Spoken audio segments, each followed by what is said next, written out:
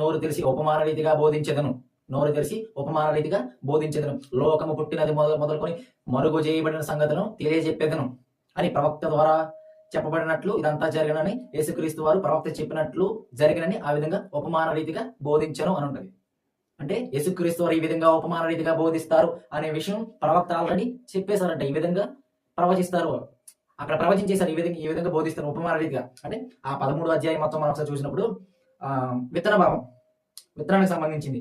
మంచి పొదలు పండి, రాతి నేలలు పండి, ముళ్ళ పొదలు పండి, ఆ తర్వాత మనిషి కుమారుడు, దేవదూతలు, నరకం, ఈ విధంగా వర్ణించి చెప్పడం, ఉపమాన రీతిగా వర్ణించి చెప్పడం అనేది మనం 13వ అధ్యాయం మొత్తం ఒకసారి చదివితే మనకు అర్థమవుతుంది. ఈ విధంగా అంటే యేసుక్రీస్తు వారు ఈ విధంగా ఉపమాన రీతిగా చెప్తున్నారు. ఆల్రెడీ ప్రవక్త చెప్పినట్లు ఇదంతా జరిగిందండి. మరి ఎవరా ప్రవక్త? 78వ కీర్తన 2వ అధ్యాయం. 78వ కీర్తన 2వ అధ్యాయం. నేను నోరు తెరిచి ఉపమాన రీతిగా బోధించదను, పూర్వకాలపు గూఢ వాక్యములు తెలియజెప్పేదను. మరి ఎవరి ప్రవక్త? ఆసాపు కీర్తన.